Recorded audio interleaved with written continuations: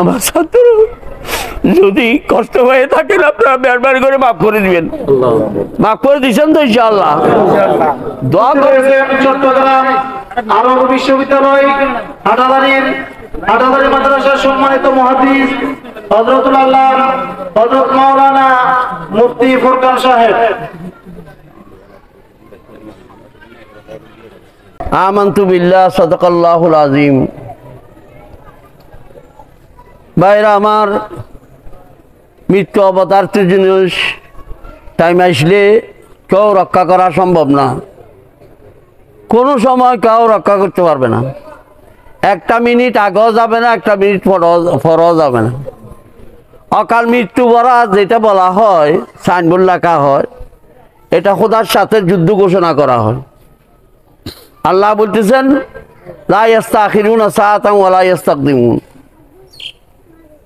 কিন্তু এরকম যে আকস্মিক যে ঘটনাগুলি হয়ে যায়, এটার জন্য আমাদের মহানবী, আখিরি নবী, শেষ নবী, সর্বশ্রেষ্ঠ নবী আমাদেরকে একটা ভবিষ্যৎবাণী করছেন, পুরস্কার ঘোষণা করছেন যে এরকম আকস্মিকভাবে যারা মৃত্যুবরণ করে তাদের সম্পর্কে একটা হাদিসের মধ্যে বর্ণনা আছে।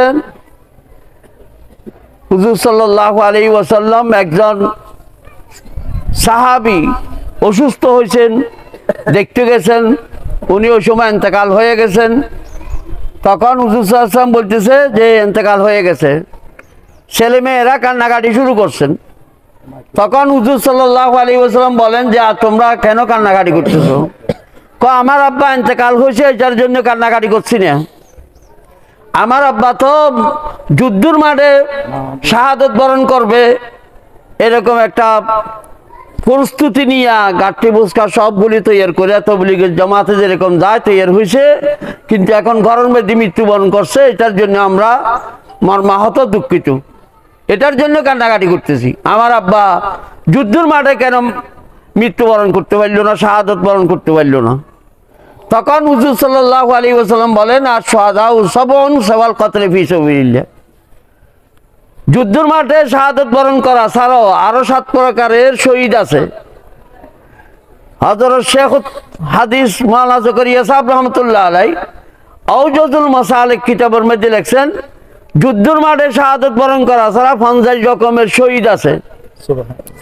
আমরা যেই হাদিসটার কথা এখানে উল্লেখ করতেছি, আর শুহাদাউ সাবউন সাওয়াল কতলে ফি সাবিলিল্লাহ, আল্লাহর রাস্তায় যুদ্ধের মাঠে শাহাদত বরণ করা ছাড়া আরো 7 প্রকারের, এই হাদিসের মধ্যে 7 প্রকারের কথা বলছে।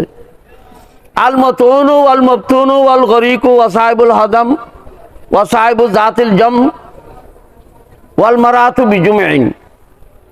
যারা বসন্ত রোগে মারা যাবে, এখন বসন্ত রোগ নাই, বসন্ত রোগ, প্লেগ রোগ, এরকম রোগে মারা যাবে।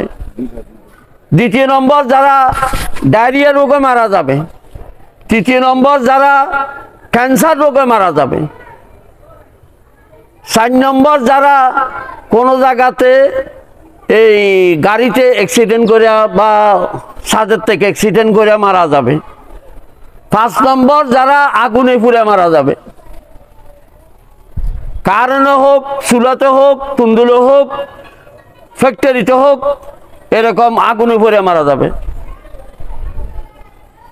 ও খোদা, আমার ভাই মুফতি মোহাম্মদ আলী সাহেব তরুণ আলেম, অনেক যোগ্য আলেম ছিল, সব আসাদে কেরামের প্রিয় ছাত্র। আমরা মনে করছিলাম অনেক আশা ভরসা ছিল, একটা খেদমত করছিল, অনেক যোগ্যতা। 8-10 বছর আমার খেদমতের মধ্যে ছিল, আমার পাশে ছিল। আমার কি খেদমত, আমি ওর থেকে বেশি উপকৃত হয়েছি বিভিন্ন রকমের লেখালেখি, সেই বিভিন্ন রকমের আমাদের পরিচিতিই তাদের এর মাধ্যমে, এরকম ছাত্রদের মাধ্যমে হয়েছে। তো আজকে আমাদের থেকে বিদায় নিয়ে নিছেন, আপনারা সবাই এখানে সমবেত হয়েছেন। সবাই আমি আশা করব ওনার যে চিন্তা চেতনা ছিল, একটা মাদ্রাসা করছে, এই মাদ্রাসার দিকে আপনারা খেয়াল রাখবেন। আগেও করছেন, এখনো খেয়াল রাখবেন। এটা হলো ওনার সবচেয়ে বেশি কি বড় কারনামা। ওনার একটা শিশু বাচ্চা হয়েছিল, সেটা মারা গেছে। এখন ওনার স্ত্রী আছে, মা আছে, ভাই আছে, এদের দিকে একটু খেয়াল রাখবেন। বিশেষ করে ওনার স্ত্রীর দিকে একটু খেয়াল রাখলে ভালো হবে। আমাকে এখন ৮০০০ মাদ্রাসার একজন উস্তাদ, অনেক বড় উস্তাদ, সিনিয়র উস্তাদ, মুহাদ্দিস, বলতেছে কয় হুজুর আমি তো রাত্রে গভীর রাত্রে খবর পাইছি আপনারা যাইতেছেন, খবর পাই নাই, না হলে আমিও যেতাম। আমার পক্ষ থেকে ১৫০০ টাকা ওনার স্ত্রীর হাতে দিয়ে আসিয়েন একটু। এইভাবে বিধবাদেরকে খবর নেওয়া, এটা হুজুর সাল্লাল্লাহু আলাইহি ওয়াসাল্লাম বড় বৈশিষ্ট্য ছিল। এটা আপনাদের কাছে দায়িত্ব অর্পণ করা হইতেছে।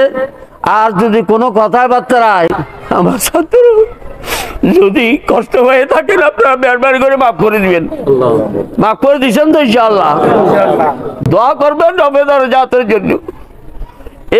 তার এরকম মৃত্যুর কারণে আরো যেন গ্রামের মধ্যে হাজার হাজার আলেম, হাফেজ, কারি, মুফতি, মুহাদ্দিস তৈরি হয় এবং দেশের জন্য রহমত বাসা নিয়ে আসে।